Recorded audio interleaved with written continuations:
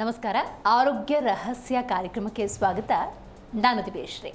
ಇವತ್ತಿನ ಆರೋಗ್ಯ ರಹಸ್ಯ ಕಾರ್ಯಕ್ರಮದಲ್ಲಿ ಈ ಭಗವಂತ ಅಂದರೆ ಯಾರು ಅನ್ನೋದರ ಕುರಿತಂತೆ ನಾವು ಮಾತಾಡ್ತಾ ಇದ್ದೀವಿ.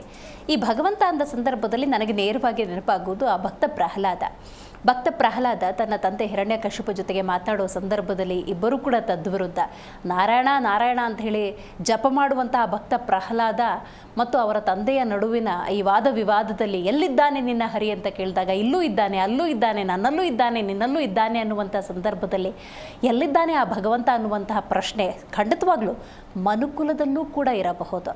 ಆ ಪ್ರಶ್ನೆಗೆ ಇವತ್ತು ಗುರೂಜಿಯವರೇ ಉತ್ತರವನ್ನು ಕೊಡಲಿದ್ದಾರೆ. ಇವತ್ತು ನಮ್ಮ ಕಾರ್ಯಕ್ರಮದಲ್ಲಿ ಪುರುಷೋತ್ತಮ್ ದೇಶಿಕ್ ಗುರೂಜಿಗಳಿದ್ದಾರೆ. ಮೊದಲಿಗೆ ಅವರಿಗೆ ಸ್ವಾಗತವನ್ನು ಕೋರೋಣ. ಗುರುಗಳೇ, ಕಾರ್ಯಕ್ರಮಕ್ಕೆ ಸ್ವಾಗತ. ನಮಸ್ಕಾರ. ಭಗವಂತ ಎಲ್ಲಿದ್ದಾನೆ ಗುರುಗಳೇ? ಹರಿ ಓಂ ಶ್ರೀ ಗುರುಭ್ಯೋ ನಮಃ. ಅದರ ಪಕ್ಕ ಇನ್ನೊಂದು ಪ್ರಶ್ನೆ ಕೇಳ್ಬೋದು, ಹೇಗಿದ್ದಾನೆ, ಹೇಗಿದ್ದಾನೆ, ಎಲ್ಲಿದ್ದಾನೆ. ಆದರೆ ಒಂಥರ ಕುತೂಹಲಕರವಾಗಿರತಕ್ಕಂತಹ ಪ್ರಶ್ನೆ ಆದರೂ ಕೂಡ ವಿಚಾರ ತಿಳ್ಕೊಂಡ ಮೇಲೆ ತುಂಬ ಸರಳವಾಗಿರುತ್ತೆ. ತಿಳ್ಕೊಳ್ಳೋಕೆ ಮುಂಚೆ ತುಂಬ ದೊಡ್ಡ ಪ್ರಶ್ನೆ ಕಾಣಿಸುತ್ತೆ. ಹೇಗೆ ಸಾಧ್ಯ ಇದು? ದೇವರು ಅನ್ನೋದನ್ನು ವರ್ಣನೆ ಮಾಡೋಕ್ಕೆ ಯಾರಿಂದ ಸಾಧ್ಯ ಆಗತ್ತೆ? ನಿಜ. ಹಾಗಾಗಿ ಇದು ಪ್ರತಿಯೊಬ್ಬರಿಗೂ ಏನಾಗುತ್ತೆ ಅಂದರೆ, ಮೆದುಳಿಗೆ ಸ್ವಲ್ಪ ಕೆಲಸ ಕೊಡಬೇಕು ಅನ್ನೋದೇ ನಮ್ಮ ಆರೋಗ್ಯ ರಹಸ್ಯ ಮೂಲ ತತ್ವ. ಎಲ್ಲರ ಮೆದುಳಿಗೂ ಸ್ವಲ್ಪ ಕೆಲಸ ಕೊಡಬೇಕು, ಶಾನೆ ಹಿಡಿಬೇಕು, ಇಲ್ಲಾಂದ್ರೆ ಡಸ್ಟ್ ಇಟ್ಕೊಂಡ್ಬಿಡುತ್ತೆ. ಅದು ಉತ್ಪತ್ತಿ ಆಗ್ತಕ್ಕಂಥದ್ದು ಆಸಿಡ್ ಆಗ್ಬಿಡುತ್ತೆ. ಆಮೇಲೆ ಮೆದುಳಲ್ಲಿ ಉತ್ಪತ್ತಿ ಆಗ್ತಕ್ಕಂಥದ್ದು ನಮಗೇನು ಬೇಕೋ ಆ ಜೀವರಸ ಅದು ಆಸಿಡ್ ಆಗಿಬಿಟ್ರೆ ತಲೆ ಕೈಲಿ ಹಿಡ್ಕೊಂಡ್ಬಿಡ್ತಾನೆ ಮನುಷ್ಯ. ಅದಕ್ಕೆ ನಾವು ಯಾವತ್ತೂ ಮೆದುಳಿಗೆ ರೆಸ್ಟ್ ಕೊಡಬಾರ್ದು. ಈ ರೆಸ್ಟ್ ಕೊಟ್ಟು ಅವ್ನು ಕೆಟ್ಟ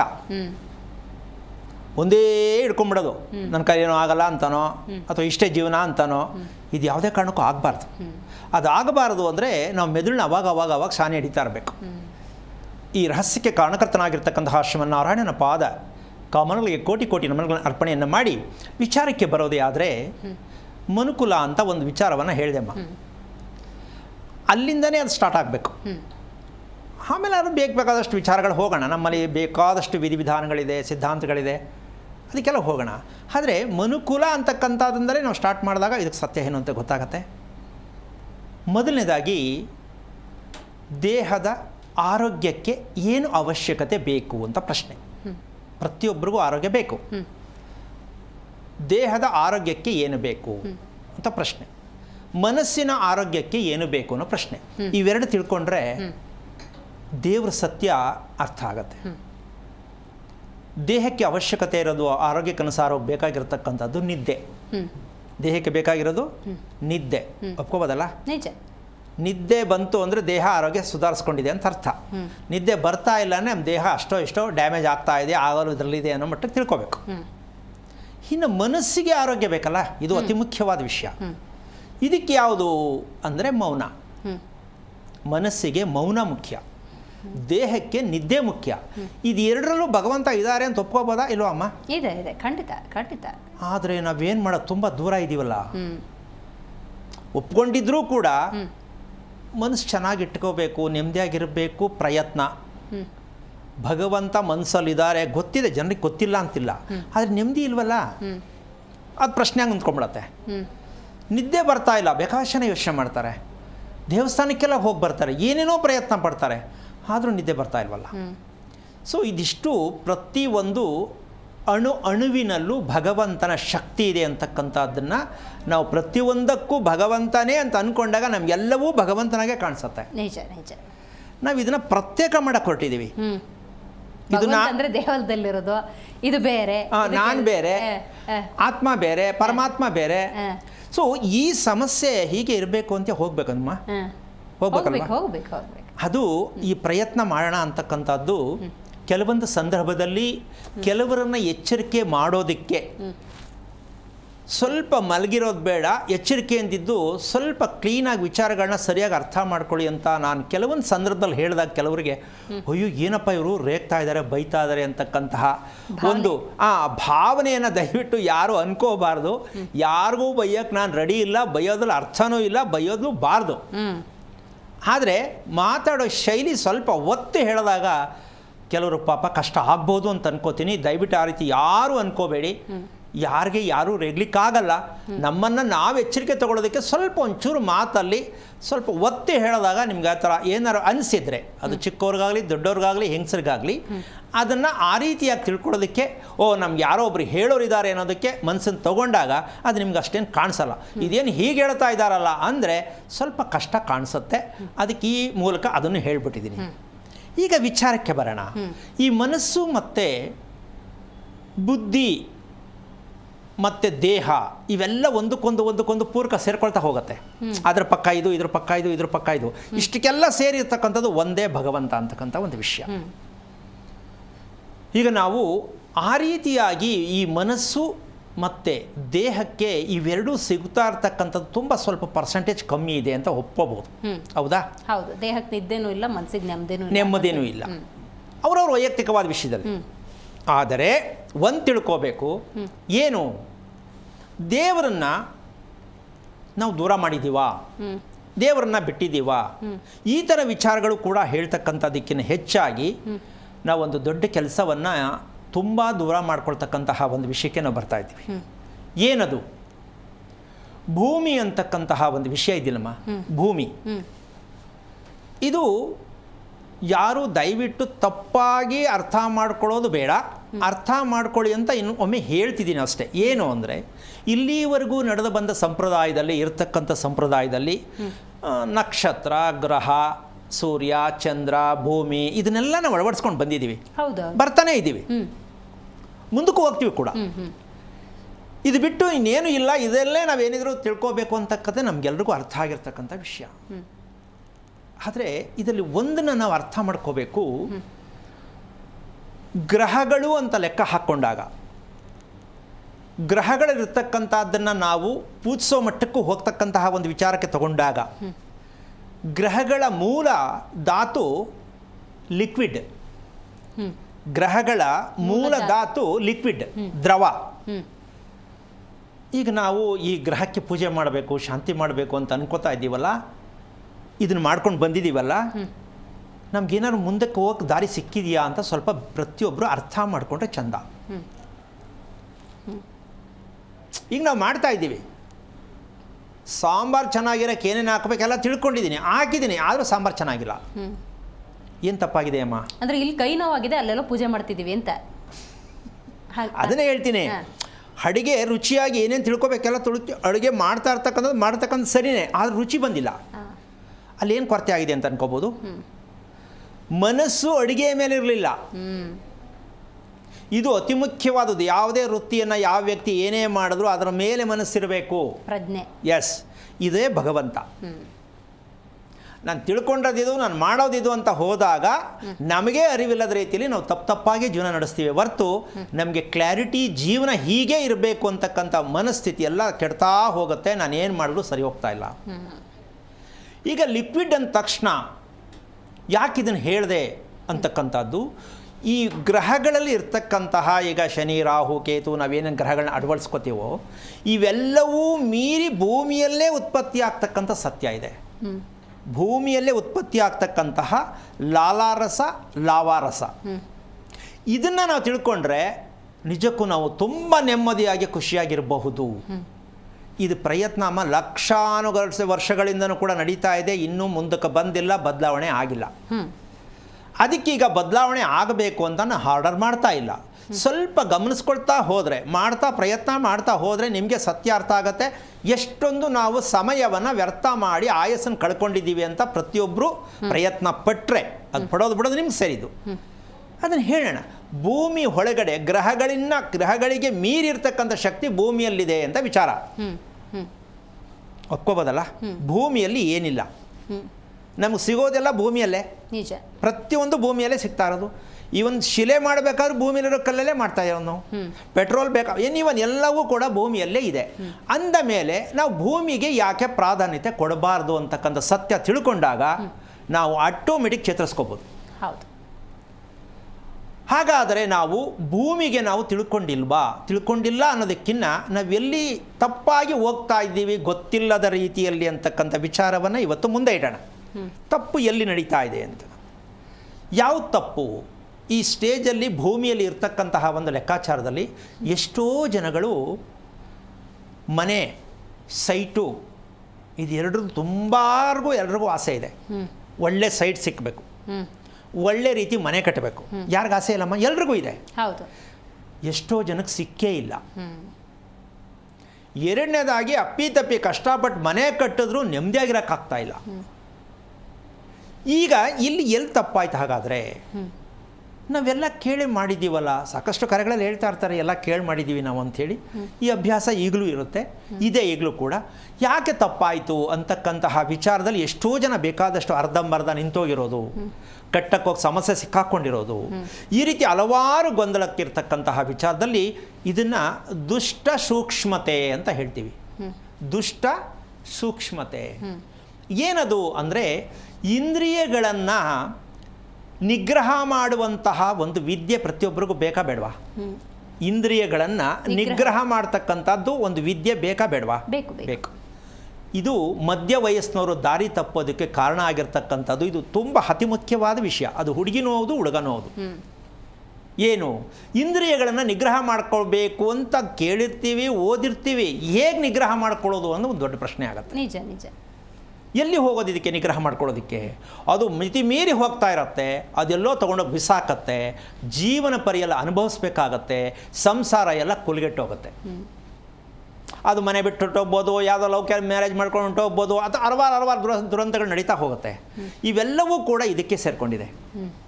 ಏನು, ಈ ಭೂಮಿಯಲ್ಲಿ ಆಗಿರ್ತಕ್ಕಂತಹ, ಭೂಮಿಯನ್ನು ನಾವು ದೂರ ಬಿಟ್ಟಿರ್ತಕ್ಕಂತಹ ಮೂಲ ಕಾರಣವೇ ಕುಟುಂಬದಲ್ಲಿ ಸಂಸಾರದಲ್ಲಿ ನಡೀತಿರ್ತಕ್ಕಂತಹ ದುರಂತಗಳಿಗೆ ಕಾರಣ ನಮ್ಮ ಭೂಮಿಯನ್ನು ನಾವು ಬಿಟ್ಟಿರುವ ಕಾರಣವೇ ಅಂತಕ್ಕಂಥ ವಿಚಾರ.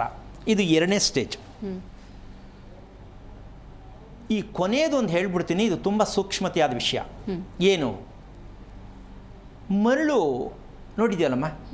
ಮರಳು ಗೊತ್ತಲ್ಲ? ಮಣ್ಣು ಮತ್ತು ಮರಳು ವ್ಯತ್ಯಾಸ. ಇದು ಸಮುದ್ರ ಮತ್ತು ನದಿಯಲ್ಲಿ ಸಿಗ್ತಕ್ಕಂತಹ ವಸ್ತು, ಹೌದಾ? ಸಮುದ್ರ ಇಲ್ಲ ನದಿ. ಈಗ ಸಮುದ್ರದಲ್ಲಿ ನದಿಯಲ್ಲಿ ಭಗವಂತ ಇದ್ದಾನೆ ಅಂತ ಒಪ್ಪೋದಲ್ಲ? ಖಂಡಿತ.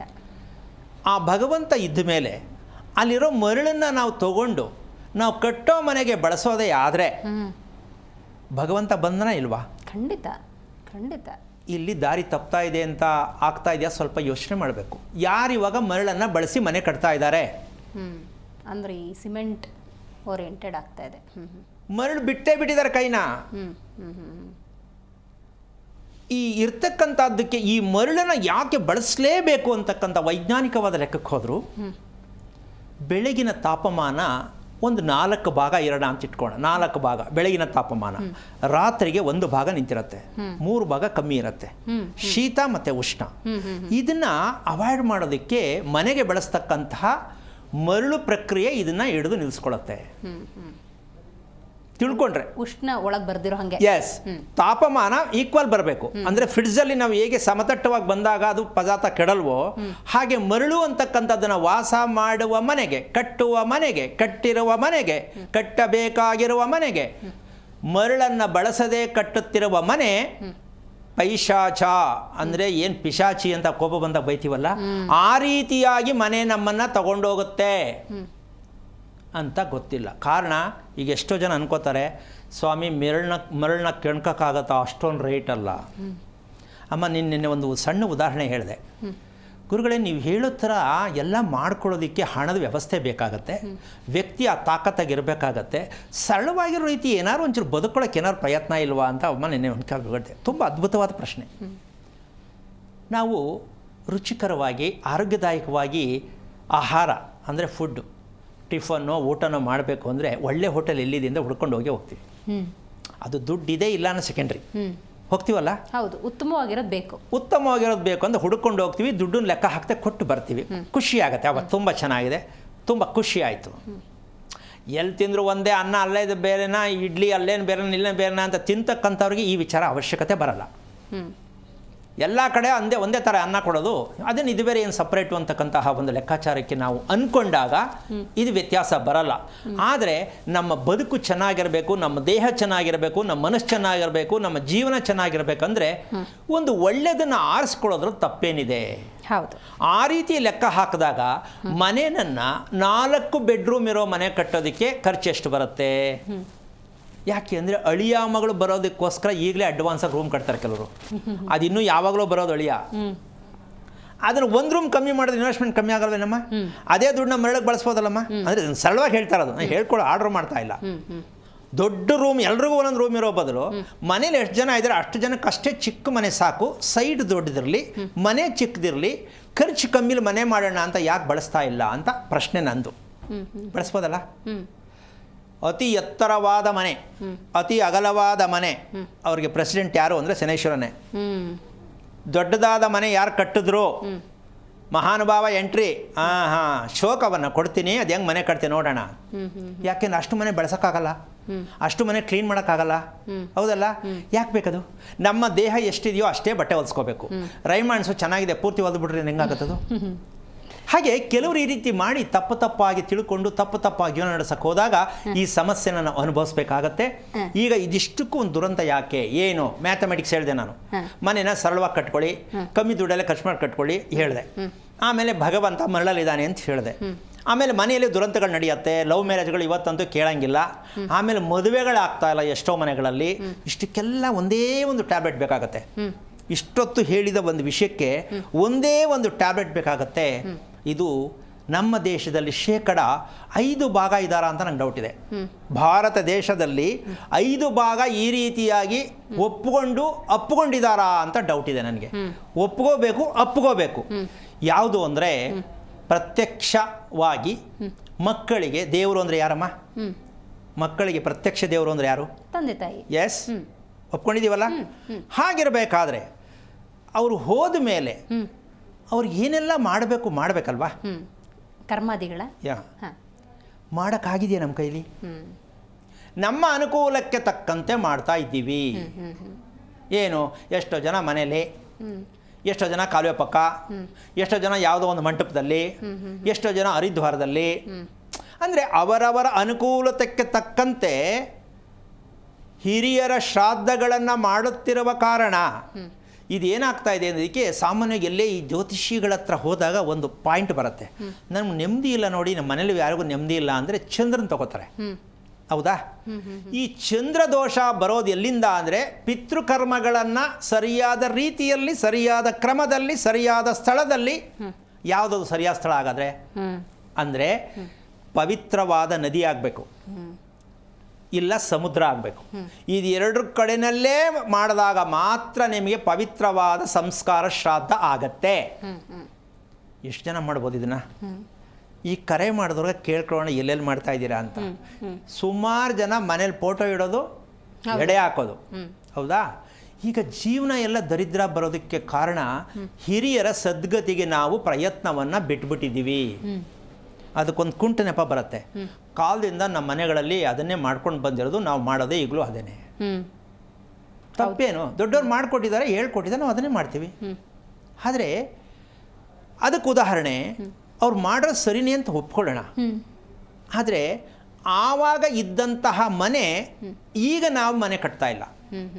ಯಾಕೆ ಅಂದರೆ ಅವರು ಸೂರ್ಯ ಚಂದ್ರ ನಕ್ಷತ್ರ ಮನೆ ಒಳಗೆ ಬರೋ ಥರ ಮಧ್ಯೆ ಓಪನ್ ಮಾಡಿ ಮನೆ ಕಟ್ತಿದ್ರು, ತೊಟ್ಟಿ ಮನೆ. ಆಗ ಏನು ಮಾಡಿದ್ರು ಈಶಾನ್ಯನೂ ಬೇಡ, ಆಗ್ನೇಯನೂ ಬೇಡ, ನೈಋತ್ಯನೂ ಬೇಡ, ಏನೂ ಇಲ್ಲ, ರೂಮೇ ಇಲ್ಲ, ಫುಲ್ ಆಲ್ ಓಪನ್, ಕುಲ್ಲ, ಹೌದಾ? ಎಷ್ಟು ಚೆನ್ನಾಗಿದ್ರು. 15-20 ಮಕ್ಕಳು ಮೊಮ್ಮಕ್ಕಳು. ಈಗ 1.5-2 ಮಗು ಆಗೋದಕ್ಕೆ 28 ಸಮಸ್ಯೆಗಳು. ಯಾಕೆ ಅಂದರೆ ಅಟ್ಯಾಚ್ ಬಾತ್, ಮನೆ ತುಂಬ ಅಟ್ಯಾಚ್ ಬಾತೆ. ಯಾವುದ್ರಲ್ಲಿ ಇಲ್ಲ ಅಮ್ಮ, ಎಲ್ರಿಗೂ ಅನುಕೂಲ, ಬಾಗಿಲು ಹಾಕೊಂಡ್ಬಿಟ್ರೆ ಎಲ್ಲ ಒಳಗಡೆನೇ ಆಗ್ಬಿಡ್ಬೇಕು, ಈಚೆ ಬರೋದೇ ಬೇಡ, ಈ ಥರ ಮನೆ ಕಟ್ತಾ ಇದ್ದೀವಿ. ಬಹುತೇಕ ಹಿಂಗೆ ಇದೆ, 99% ಅಲ್ವಾ? ಅದರ ಮೇಲೆ ವಾಸ್ತು ಅಂತೆ. ನಾನು ಒಂದು ಪ್ರಶ್ನೆ ಕೇಳ್ತೀನಿ.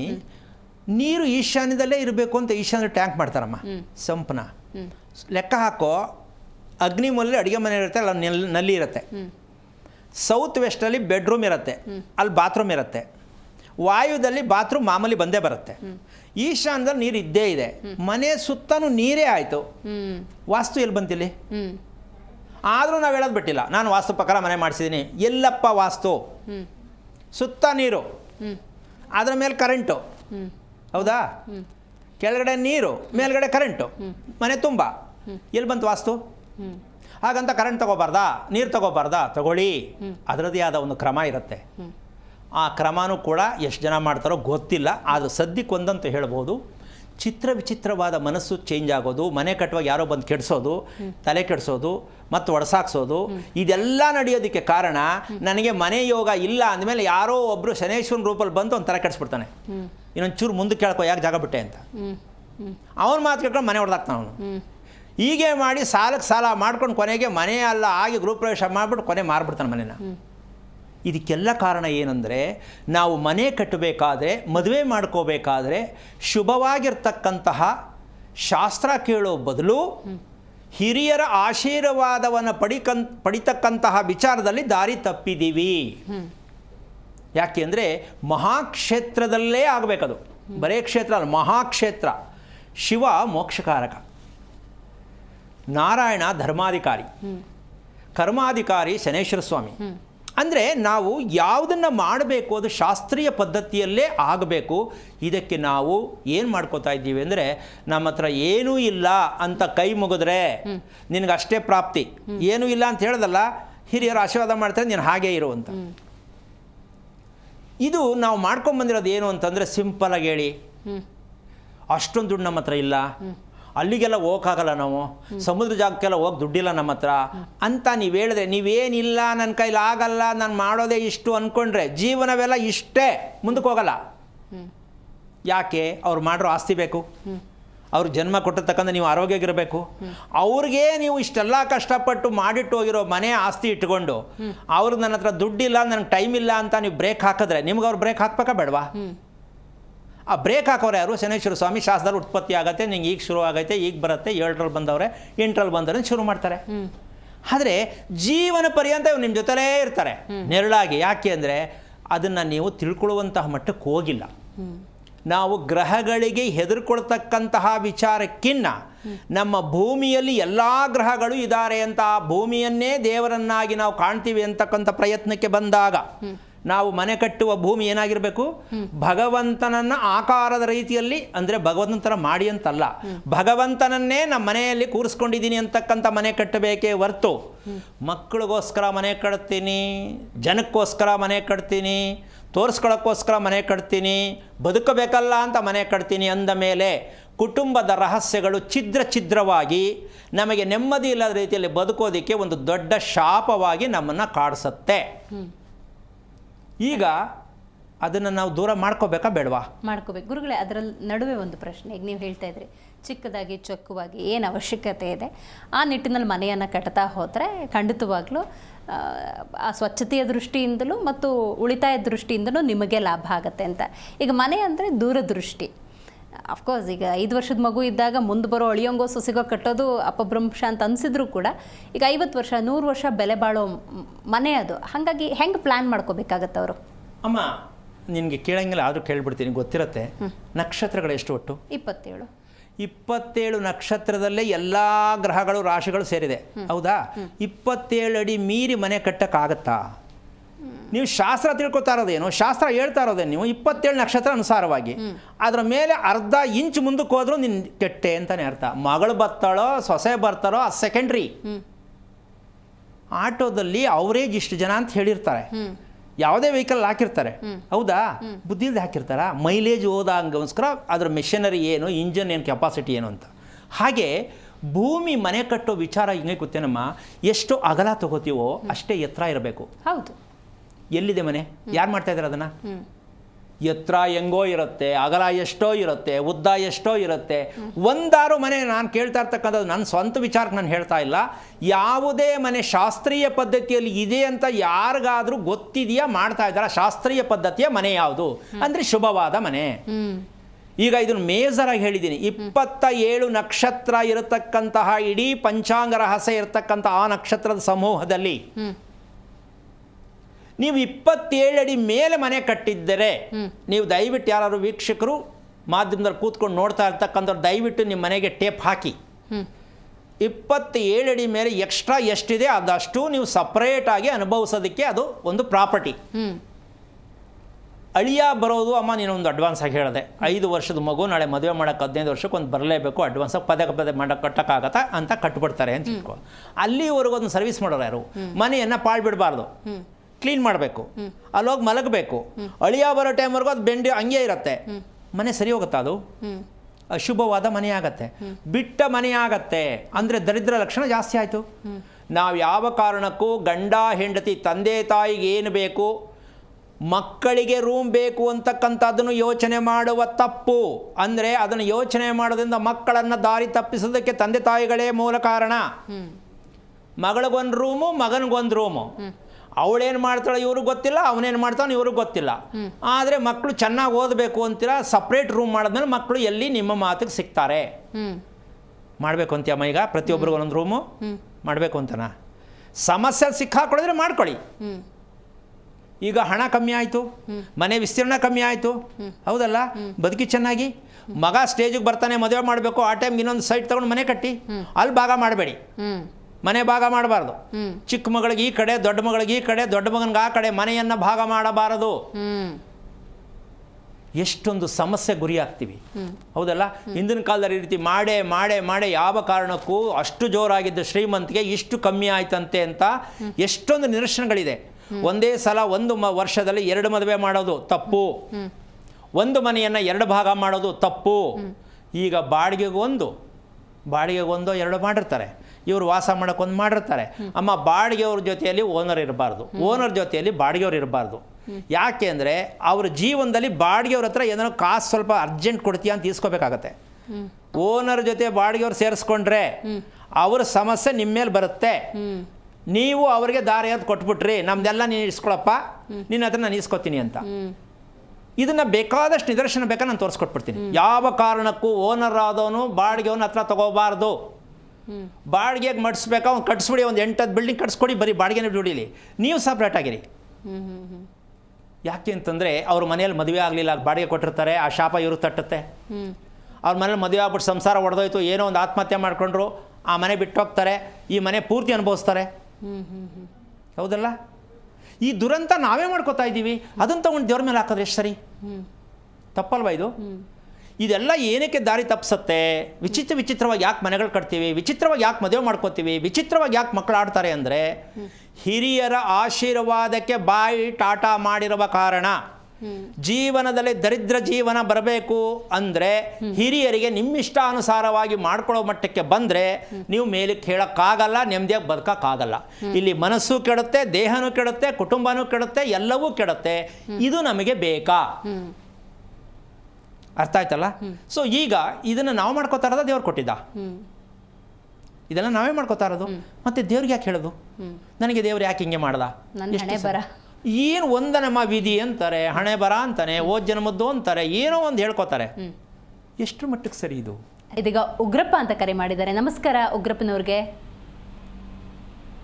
ನಮಸ್ಕಾರ ಉಗ್ರಪ್ಪನವ್ರೆ, ಕೇಳಿಸ್ತಾ ಇದೆಯಾ ನಾನು ಮಾತಾಡೋದು? ಓಕೆ, ಎಲ್ಲಿಂದ ಕಾಲ್ ಮಾಡ್ತಾ ಇದ್ದೀರಿ? ನೀವು ಟಿವಿ ನೋಡ್ಕೊಂಡು ಮಾತಾಡಬಾರ್ದು ಉಗ್ರಪ್ಪನವರು, ಫೋನಲ್ಲಿ ಪ್ರಶ್ನೆ ಕೇಳಿ. ಹಲೋ ಹಲೋ, ನಮಸ್ಕಾರ ಗುರುಗಳೇ. ನಾರಾಯಣ ಹೇಳಿ. ಹೆಸರು ಉಗ್ರಪ್ಪ? ರುದ್ರಪ್ಪ. ರುದ್ರನ ಉಗ್ರನ? ರುದ್ರಪ್ಪ. ರುದ್ರಪ್ಪ. ಓಕೆ, ಎಷ್ಟು ವಯಸ್ಸು ತಮಗೆ? ನಮಗೆ 72. ಏನಾಗಬೇಕಿತ್ತು? ಮನೆಯಲ್ಲಿ ಒಂದೊಂದು ಪರಿಸ್ಥಿತಿ ಸರಿ ಇಲ್ಲ, ಅದಕ್ಕೋಸ್ಕರವಾಗಿ ಮಾಡಿದ್ವಿ. ಎಷ್ಟು ವರ್ಷ ಆಯಿತು ಮದುವೆ ಆಗಿ? ಮದುವೆ ಆಗಿ 35 ವರ್ಷ ಆಯ್ತು. ಮಕ್ಕಳೆಷ್ಟು? ಮಕ್ಕಳು 2 ಗಂಡು ಮಕ್ಕಳದ್ದು, 2 ತೀರ್ಕೊಂಡ್ರು. ಏನಾಗಿತ್ತು? ಆಕ್ಸಿಡೆಂಟ್ ಆಗಿ ತೀರ್ಕೊಂಡ್ರು ಇಬ್ಬರು. ಒಂದು 2009 2013 ಒಬ್ಬರು, 2009 ಒಬ್ಬರು. ನಿಮಗೆ ಬೇಜಾರಾಗಲಿಲ್ವ ಯಾಕೆ ಈ ಥರ ಆಯಿತು ಅಂತ?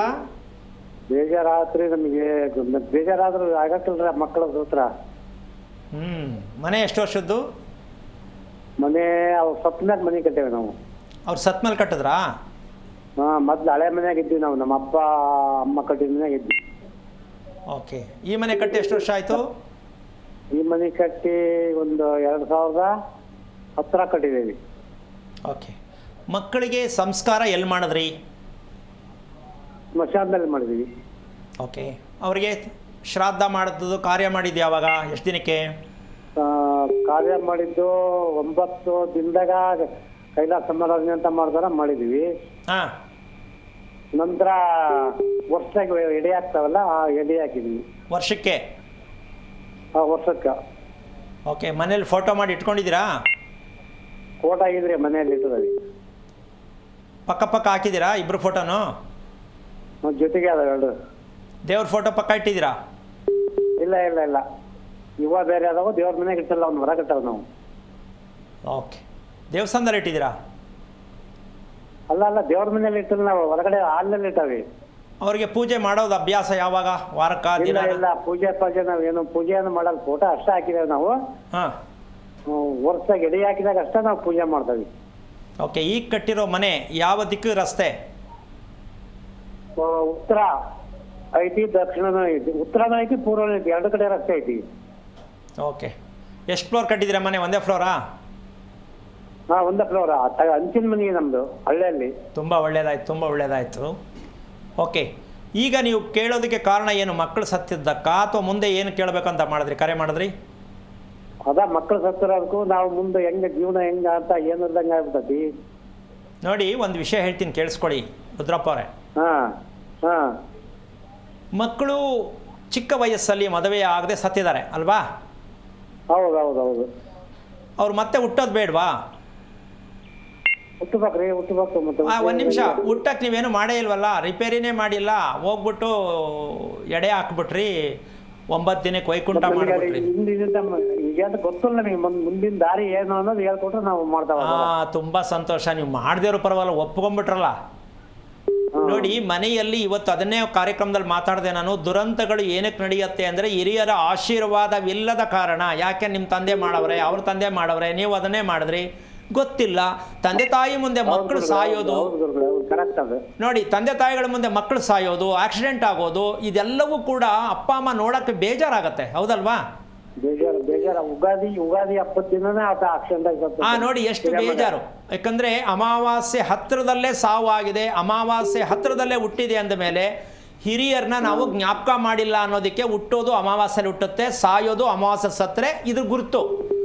ನೀವು ಕರೆಕ್ಟಾಗಿ ಮಕ್ಕಳು ಹೋಗಿರ್ತಕ್ಕಂಥ ದಿನವನ್ನು ಜ್ಞಾಪಕ ಇಟ್ಕೊಂಡಿದ್ರೆ ಆ ದಿನಕ್ಕನುಸಾರವಾಗಿ ತಿಥಿ ಸಂಸ್ಕಾರಗಳನ್ನು ಮಾಡ್ತಕ್ಕಂಥದ್ದು ಎಲ್ಲಿ ಮಾಡಬೇಕು ಅಂತ ದಯವಿಟ್ಟು ತಿಳ್ಕೊಳ್ಳಿ. ನೀವು ಇರೋವರೆಗೂ ನೆಮ್ಮದಿಯಾಗಿ ಮನೆಯಲ್ಲಿ ಖುಷಿಯಾಗಿರಬೇಕು, ಮಲ್ಕೊಂಡ ತಕ್ಷಣ ನಿದ್ದೆ ಬರಬೇಕು, ನೆಮ್ಮದಿ ಬೇಕು ಅಂದರೆ ನಿಮ್ಮ ಮಕ್ಕಳಿಗೆ ಮಾಡಬೇಕಾದಂಥ ಶ್ರಾದ್ದ ಕ್ರಿಯೆಗಳನ್ನು ಎಲ್ಲಿ ಮಾಡಬೇಕು, ಹೇಗೆ ಮಾಡಬೇಕು ತಿಳ್ಕೊಳ್ಳೋಕೆ ಪ್ರಯತ್ನ ಮಾಡಿ, ಹೇಳ್ಕೊಡೋಣ. ಮಾಡಿ, ತುಂಬ ನೆಮ್ಮದಿ ಬರುತ್ತೆ, ಒಳ್ಳೆಯದಾಗತ್ತೆ. ಒಳ್ಳೆಯದಾಗಲಿ. ಗೀತಾ ಅಂತ ಕರೆ ಮಾಡಿದ್ದಾರೆ. ನಮಸ್ಕಾರ ಗೀತಾ ಅವರೇ. ಹಲೋ ಮೇಡಮ್, ನಮಸ್ತೆ. ನಮಸ್ತೆ. ಎಲ್ಲಿಂದ? ಶಿವಮೊಗ್ಗದಿಂದ ಕರೆ ಮಾಡ್ತಾ ಇದ್ದೀರಾ? ಶಿವಮೊಗ್ಗದಿಂದ ಮೇಡಮ್. ಓಕೆ, ಗುರುಗಳಿದ್ದಾರೆ, ಮಾತಾಡಿ. ಹಲೋ. ಹಲೋ, ನಮಸ್ತೆ ಗುರುಗಳೇ. ನಾರಾಯಣ, ಹೇಳಮ್ಮ. ನಮ್ಮ ಮಗನ ಮದುವೆ ಬಗ್ಗೆ ಕೇಳೋಣ ಅಂತ. ತುಲಾ ರಾಶಿ, ಚಿತ್ತ ನಕ್ಷತ್ರ ಗುರುಗಳೇ. ಎಷ್ಟು ವಯಸ್ಸು? ಅವನಿಗೆ 35 ಗುರುಗಳೇ. ಏನು ಮಾಡ್ತಿದ್ದಾನೆ? ಅವನು ಫ್ಯಾಕ್ಟ್ರಿ ಕೆಲ್ಸಕ್ಕೆ ಹೋಗ್ತಾ ಇದ್ದಾನೆ ಗುರುಗಳೇ. ಎಷ್ಟೊತ್ತಿಗೆ ಹೋಗೋದು, ಎಷ್ಟೊತ್ತಿಗೆ ಬರೋದು? ಅವನಿಗೆ ಒಂದೊಂದ್ಸರಿ ಫಸ್ಟ್ ಶಿಫ್ಟು, ಸೆಕೆಂಡ್, ಒಂದೊಂದ್ಸರಿ ನೈಟು, 3 ಇರುತ್ತೆ ಗುರುಗಳೇ. ನೈಟ್ ಎಷ್ಟು, ಒಂದು ವಾರ ಎಲ್ಲ ಪೂರ್ತಿ ಇರುತ್ತಾ? ಇವಾಗಿಂದ 1 ತಿಂಗಳು ಫಸ್ಟ್ ಶಿಫ್ಟು, 1 ತಿಂಗಳು ಸೆಕೆಂಡು, 1 ತಿಂಗಳು ನೈಟ್, ಈ ತರ ಇರುತ್ತೆ. ಸೊ ನಿಮಗೆ ಇದು ಕೆಲಸ ಅವನೇ ಹೋಗಿದ್ದ, ನೀವೇ ಸೇರಿಸಿದ್ದ? ಇಲ್ಲ, ನಾವೇ ಸೇರ್ಸಿದ್ದು ಗುರುಗಳೇ. ಓಕೆ. ನಿಮ್ಮ ಮನೆ, ಅವ್ರ ಪಪ್ಪ ಡೆತ್ ಆಗ್ಬಿಟ್ರು. ನಿಮ್ಮ ಮನೆ ಎಷ್ಟು ವರ್ಷದ್ದು? ಮನೆ ನಾವು ಬಾಡಿಗೆ ಇದೀವಿ ಮೇಡಮ್ ಸರ್. ಇದು 4ನೇ ವರ್ಷ ಇದು ನಾವು ಬಂದಿರೋದು. ಓಕೆ. ನಿಮ್ಮ ಮಗನಿಗೆ ಯಾವಾಗಾರು ನಾಯಿ ಓಡಿಸ್ಕೊಂಡು ಬಂದಿದ್ದು, ಕಚ್ಚಿದ್ದು ನೆನಪಿದೆಯಾ? ನಾಯಿ ಅದು ಗೊತ್ತಿಲ್ಲ ಗುರುಗಳೇ. ಒಂದೊಂದ್ಸರಿ ಓಡಿಸ್ಕೊಂಡ್ ಬರ್ಬೋದು ಅನ್ಸುತ್ತೆ. ನಾವು ಬೈಕ್ನಲ್ಲಿ ಹೋಗುವಾಗ ಒಂದೊಂದ್ಸರಿ ಬರ್ತಾ ಇರುತ್ತೆ ನಾಯಿ.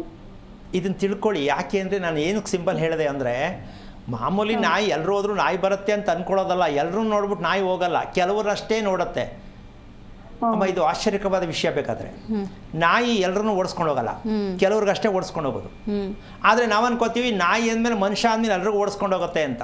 ಇದಕ್ಕೆ ಒಂದು ಸಿಂಬಲ್ ಏನು ಅಂದರೆ, ಚಿತ್ತಾ ನಕ್ಷತ್ರದಲ್ಲಿ ಹುಟ್ಟಿದಂತಹ ಮಕ್ಕಳು ಮನೆಯಲ್ಲಿ ಯಾರು ಇದ್ರೆ ಅವ್ರು ನೋಡಿಸ್ಕೊಂಡು ಹೋಗುತ್ತೆ. ಇಲ್ಲ ಯಾವುದೋ ಬೇರೆ ನಾಯಿ ಬಂದು ಇವ್ರ ಮನೆ ಕಾಯ್ಕೊಳ್ಳುತ್ತೆ. ಇವ್ರ ನಾಯಿ ಸಾಕ್ಬೇಕಾಗಿಲ್ಲ, ಬೇರೆ ನಾಯಿ ಬಂದು ಇವ್ರ ಮನೆ ತಿರುತ್ತೆ, ಇವ್ರು ದಿನ ಅದಕ್ಕೆ ಸೇವೆ ಮಾಡಬೇಕು.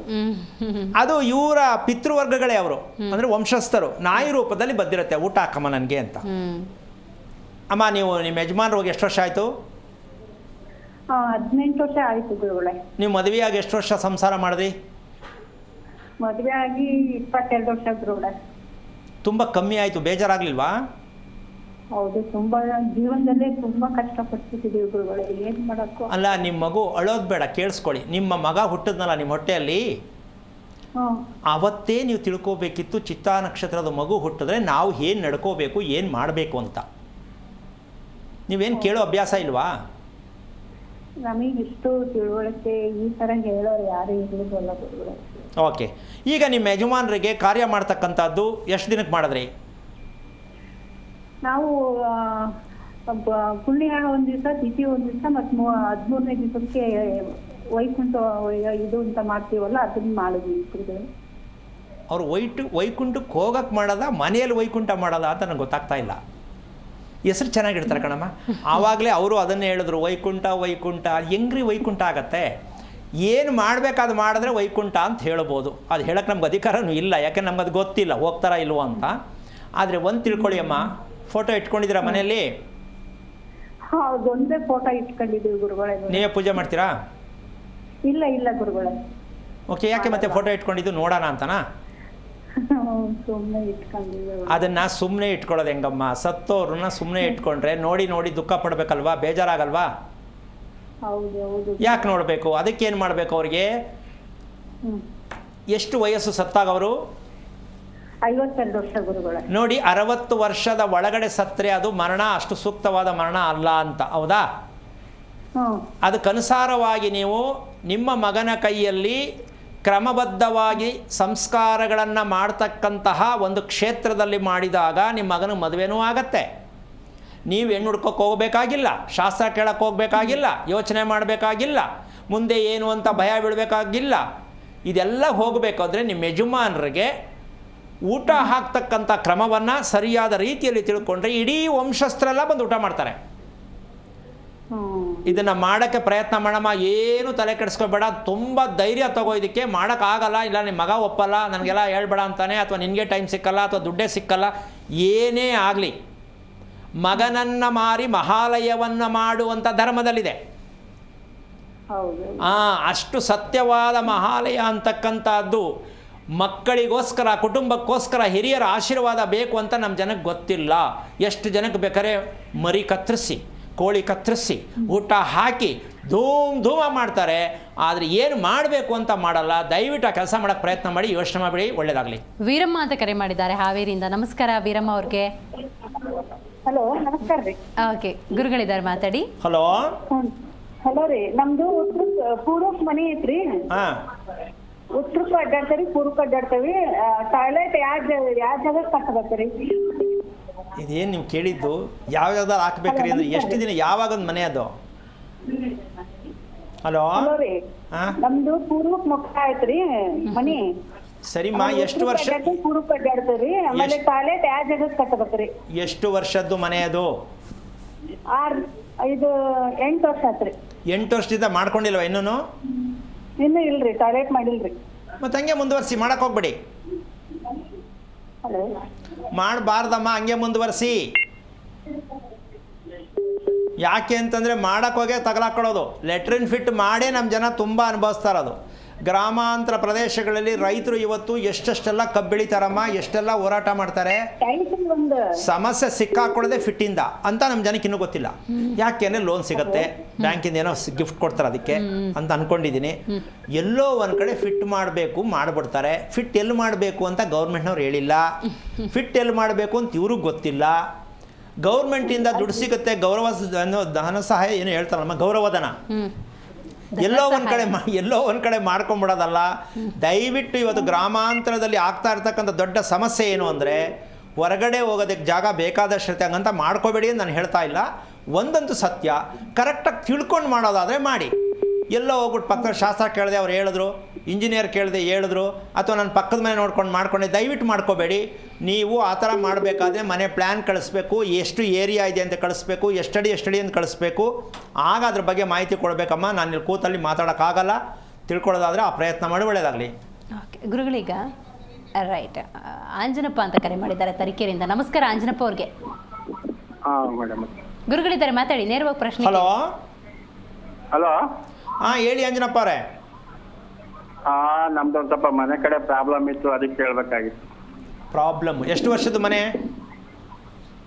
ಮನೆ ನಮ್ದು ಒಂದು 20 ವರ್ಷದ. ನೀವೇ ಕಟ್ಸಿದ್ದಾ? ಹಾಂ, ನಾವೇ ಕಟ್ಸಿದ್ದು. ರಸ್ತೆ ಯಾವ ಕಡೆಗಿದೆ? ರಸ್ತೆ ಉತ್ತರ. ಎಷ್ಟು ಫ್ಲೋರು? ಹೆಂಚಿನ ಮನೆನಾ ತಾರಸಿ ಮನೆನಾ? ಹಂಚಿನ ಮನೆ. ಓಕೆ. ಸುತ್ತ ಕಾಂಪೌಂಡ್ ಹಾಕಿದ್ದೀರಾ? ಇಲ್ಲ ಕಾಂಪೌಂಡ್ ಏನಿಲ್ಲ.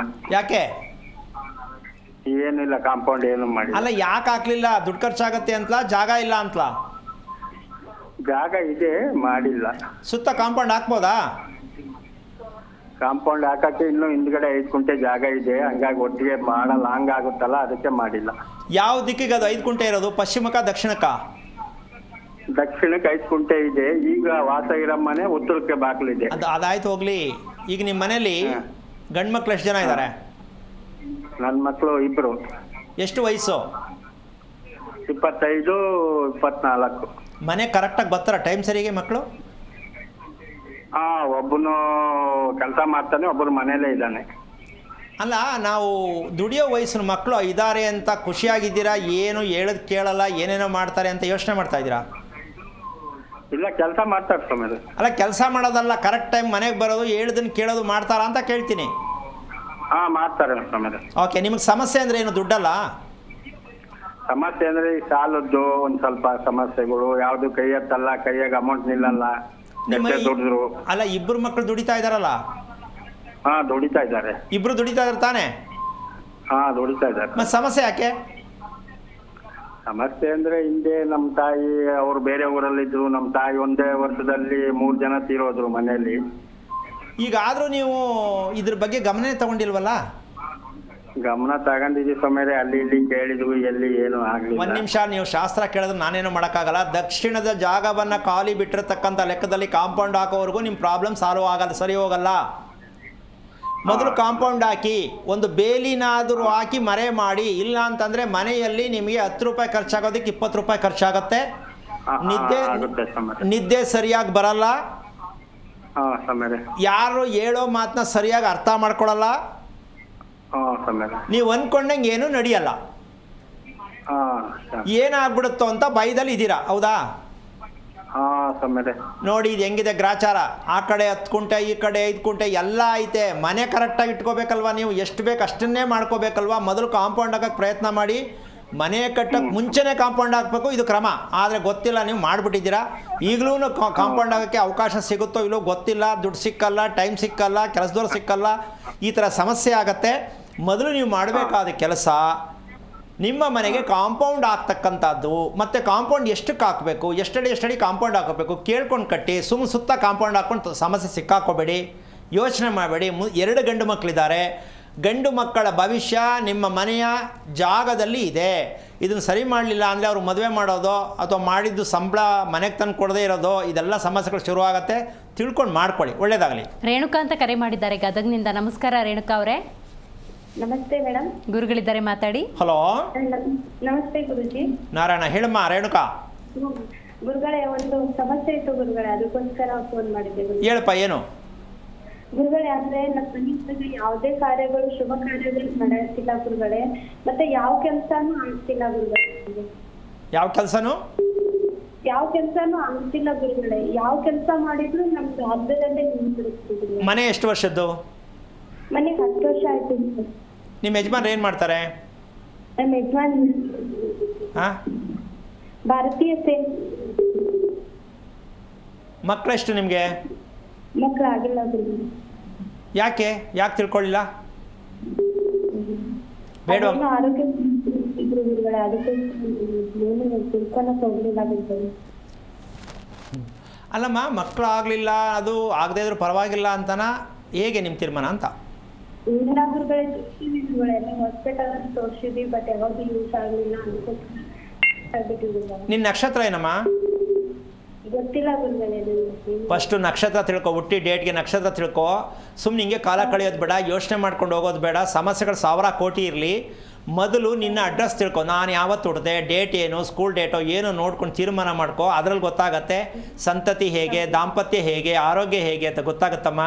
ಈ ಪ್ರಪಂಚದಲ್ಲಿ ಇನ್ನೂ ಹಿಂದೆ ಇದಿರಲ್ಲ ತಾಯಿ, ಮೊದಲು ತಿಳ್ಕೊಳ್ಳೋಕೆ ಪ್ರಯತ್ನ ಮಾಡಿ. ಒಳ್ಳೆಯದಾಗಲಿ. ರೈಟ್ ಗುರುಗಳೇ, ನೀವಾಗಲೇ ಮಾತಾಡ್ತಾ ಇರ್ಬೇಕಾದ್ರೆ ಮನೆ ಬಗ್ಗೆ ಉಲ್ಲೇಖ ಮಾಡ್ತಿದ್ರಿ. ಯಾವ ರೀತಿ ಹಾಗಾದರೆ ಮನೆ ಇರಬೇಕು ಅಂತ ಈಗ ನಾವು ಅಳತೆ ನೋಡ್ಬೇಕಾದ್ರೆ ಸ್ವಲ್ಪ ಸಣ್ಣ ಪ್ರಮಾಣದಲ್ಲಿ ಹೇಳಿದ್ರಿ. ಈಗ ಆಲ್ಟ್ರ್ ಮಾಡ್ಕೊಳ್ಳೋದ್ರೆ ಮುಂದೊಂದು ದಿವಸ ನಾವು ಆಲ್ಟ್ರ್ ಮಾಡ್ಕೋಬೇಕು ಅನ್ನುವಂಥ ಯೋಚನೆ ಇರಬೇಕಾ, ಅಥವಾ ಜಾಗ ಬಿಟ್ಟು ಅದಕ್ಕಾಗಿ ಕಾಯ್ದಿರಿಸುವಂಥದ್ದು ಹೇಗೆ? ಅಮ್ಮ ಇಲ್ಲಿ ಒಂದು ವಿಷಯ ಹೇಳ್ತೀನಿ. ಈಗ ಇನ್ನೂ ನಾವು ನೆಲದಲ್ಲಿ ಮಾತಾಡ್ತಾ ಇದ್ದೀವಿ, ಇನ್ನು ಮನೆಗೆ ಹೋಗಿಲ್ಲ ನಾವು. ಪಾಯಕ್ಕೂ ಹೋಗಿಲ್ಲ. ನಾವು ವಾಸ ಮಾಡಬೇಕು, ಮನೆ ಕಟ್ಟಬೇಕು ಅಂತ ನೆಲ ಏನು ಪರ್ಚೇಸ್ ಮಾಡ್ತೀವಿ ಅಲ್ಲಿದ್ದೀವಿ. ಅದನ್ನು ಹೇಗೆ ಪರ್ಚೇಸ್ ಮಾಡಬೇಕು, ಅದು ಚೆನ್ನಾಗಿರೋ ಸೈಟಾ ಅಲ್ವಾ ಅಂತ ಗೊತ್ತಾಗಬೇಕು. ಇದನ್ನು ಯಾರು ಹೇಳೋದು? ಸೈಟು ನಮ್ಮ ಹೆಸರು ಬಲಕ್ಕೆ ಯಾವ ದಿಕ್ಕಿಗೆ ಬೇಕು ಅಂತ ಒಂದು ಗೊತ್ತಿರಬಹುದೇನೋ, ಹೌದಾ? ಇನ್ನು ಮಿಕ್ಕದ್ದೆಲ್ಲ ಹೇಳೋದು ಯಾರು? ಈ ಹೆಣ್ಣನ್ನು ಮದುವೆ ಮಾಡ್ಕೊಂಡ್ರೆ ಚೆನ್ನಾಗಿರ್ತೀವ, ಶಾಸ್ತ್ರ. ಈ ಸೈಟ್ ತಗೊಂಡ್ರೆ ಒಳ್ಳೇದಾಗತ್ತಾ, ಶಾಸ್ತ್ರ. ಆ ರೀತಿ ಹೇಳಿದ ಮದುವೆನೂ ಸಕ್ಸಸ್ ಆಗಿಲ್ಲ, ಆ ರೀತಿ ಹೇಳಿದ ಮನೆಯೂ ಸಕ್ಸಸ್ ಆಗಿಲ್ಲ. ಓಕೆ ಗುರುಗಳೇ, ಮತ್ತೊಂದು ಕರೆ ಇದೆ. ಭುವನೇಶ್ವರಿ ಅಂತ ಕರೆ ಮಾಡಿದ್ದಾರೆ. ನಮಸ್ಕಾರ ಭುವನೇಶ್ವರಿ ಅವ್ರಿಗೆ. ನಮಸ್ತೆ ಮೇಡಮ್. ಗುರುಗಳಿದ್ದಾರೆ, ಮಾತಾಡಿ, ಪ್ರಶ್ನೆ ಕೇಳಿ. ಹಲೋ, ನಮಸ್ತೆ ಗುರುಗಳೇ. ನಾರಾಯಣ, ಹೇಳಮ್ಮ. ಗುರುಗಳೇ, ನನ್ನ ಹೆಸರು ಭುವನೇಶ್ವರಿ ಅಂತ. ನಾನು ಕೆಲಸದ ಬಗ್ಗೆ ಕೇಳಬೇಕಿತ್ತು ಗುರುಗಳೇ. ಯಾವಾಗ ಸಿಗುತ್ತೆ? ಏನ್ ನಕ್ಷತ್ರ ಏನಿಂದು? ನಕ್ಷತ್ರ ಏನು ನಿಂದು? ಮೂಲ ನಕ್ಷತ್ರ ಗುರುಗಳೇ. ಎಷ್ಟು ವಯಸ್ಸು? 25 ಗುರುಗಳೇ. ಈಗ ನಿನ್ಗೆ ಏನಾಗಬೇಕು? ಕೆಲಸ ಬೇಕಾ, ಮದುವೆ ಬೇಕಾ? ಕೆಲಸ ಬೇಕು ಗುರುಗಳೇ. ಮನೆಯಲ್ಲಿ ನೋಡ್ತಾ ಇದ್ದಾರೆ, ಯಾವ್ದು ಸೆಟ್ ಆಗ್ತಾ ಇಲ್ಲ. ಓಕೆ, ಕೇಳಬೇಕಿತ್ತು. ಅಲ್ಲಲ್ಲ, ಮದುವೆ ಬೇಡವಾ? ಮದ್ವೆನೂ ಬೇಕು ಗುರುಗಳೇ, ಕೆಲಸನೂ ಬೇಕು. ಮೊದಲು ಕೆಲಸ ಸಿಕ್ಲಿ ಅಂತನಾ? ಗುರುಗಳೇ. ಓಕೆ, ನೀನು ಹುಟ್ಟಿದ ಡೇಟ್ ಎಷ್ಟು? 2/2/2000. ಸಾಕು ಸಾಕು ಸಾಕು, ಡೇಟ್ ಹೇಳು, ಒಂದೇ ಪೂರ್ತಿ ಹೇಳಕ್ಕೆ ಹೋಗ್ಬೇಡ. 2ನೇ ತಾರೀಕಲ್ವಾ? ಗುರುಗಳೇ. ಓಕೆ, ಏನು ಓದಿದ್ಯಾ ನೀನು? ಸೆಕೆಂಡ್ PU ಗುರುಗಳೇ. ಈಗ ಬೇರೆ ಕೆಲಸ ಸೇರ್ಕೊಳ್ಳಕ್ಕೆ ಅಂತಾನೆ ಬೇರೆ ಕೋರ್ಸ್ಗಳು ಕಲಿತಾ ಇದ್ದೀನಿ. ಓಕೆ, ನಿನಗೆ ಕೆಲಸ ಸಿಗುತ್ತಾ ಅಂತ ಗುರುಗಳೇ? ನಿನಗೆ ದೇಹದಲ್ಲಿ ಶಕ್ತಿ ಚೆನ್ನಾಗಿದೆ, ನನ್ನ ವಯಸ್ಸಿಗೆ ತಕ್ಕಂತೆ ಅಂತೀಯ, ಭಯ ಆಗತ್ತಾ? ಭಯ ಆಗುತ್ತೆ ಗುರುಗಳೇ ಒಂದೊಂದು ಟೈಮ್ ಮೈಂಡ್. ಈಗ ನೀನು ದೇಹವನ್ನೇ ಚೆನ್ನಾಗಿ ಮಾಡ್ಕೊಳ್ಳಿಲ್ಲ, ರಕ್ಷಣೆ ಮಾಡ್ಕೊಳ್ಳಿಲ್ಲ ಅಂದ್ರೆ ನೀನು ಕೆಲಸ ಯಾಕೆ, ಮದುವೆ ಯಾಕೆ? ಎರಡೂ ಫೇಲೆ ತಾನೆ? ಹೌದು ಗುರುಗಳೇ. ಅಲ್ಲಲ್ಲ, ನಾನು ಹೇಳೋದು ನಿನ್ಗೆ ಅರ್ಥ ಆಯ್ತಾ? ಮೊದಲು ನಾವು ಗಟ್ಟಿಯಾಗಿ ಪುಷ್ಟಿಧರವಾಗಿರಬೇಕು, ಹೌದಾ? ಹೌದು ಗುರುಗಳೇ. ನೀನು ಅದಕ್ಕೇನು ತೀರ್ಮಾನ ತಲೆನೇ ಕೆಡಿಸ್ಕೊತಾ ಇಲ್ವಲ್ಲ? ಅದೇ ಆರೋಗ್ಯ ಸ್ವಲ್ಪ ಇದಾಗ್ತಾನೆ ಇರುತ್ತೆ ಗುರುಗಳೇ. ನಾನ್ ವೆಜ್ ತುಂಬ ಇಷ್ಟನಾ ನಿನಗೆ? ಗುರುಗಳೇ. ಎಷ್ಟು ವಾರದಲ್ಲಿ ಎಷ್ಟು ಸಲ ನಡಿಬೋದು? ಅಲ್ಲೇ ವಾರದಲ್ಲಿ ಅಂತ ಇಲ್ಲ ಗುರುಗಳೇ, ಅಪರೂಪಕ್ಕೆ ತಗೊಂಡ್ಬರ್ತೀವಿ. ಓಕೆ, ಈಗ ನಾನು ನಿನ್ನ ಕೇಳ್ತಕ್ಕಂಥ ವಿಚಾರ ಏನಪ್ಪ ಅಂತಂದರೆ, ತುಂಬ ಜಾಸ್ತಿ ಕೋಪ ಬರುತ್ತಾ, ಬೇಜಾರು ಬರುತ್ತಾ? ಬೇಜಾರಾಗುತ್ತೆ ಗುರುಗಳೇ. ಬೇಜಾರು. ಹಿಂಗೆ ಬೇಜಾರಾಗಲಿ ಅಂತನಾ, ಅಥವಾ ಇದು ಸರಿ ಇಲ್ಲ ತಪ್ಪು ಅಂತ ನಿನ್ಗೆ ಅರ್ಥ ಆಗಿದೆಯಾ ಇಲ್ವಾ? ಅರ್ಥ ಆಗಿದೆ ಗುರುಗಳೇ. ಚಿತ್ರಾನ್ನ, ಮೊಸರನ್ನ ಎರಡರಲ್ಲಿ ಯಾವ್ದು ಇಷ್ಟ? ಏನ್ ಗುರುಗಳೇ? ಚಿತ್ರಾನ್ನ ಇಷ್ಟನಾ, ಮೊಸರನ್ನ ಇಷ್ಟನಾ? ಮೊಸರನ್ನ ಇಷ್ಟ ಗುರುಗಳೇ. ಓಕೆ, ನಿಮ್ಮ ಮನೇಲಿ ಆಂಜನೇಯನ ಫೋಟೋ ಇದೆಯಾ?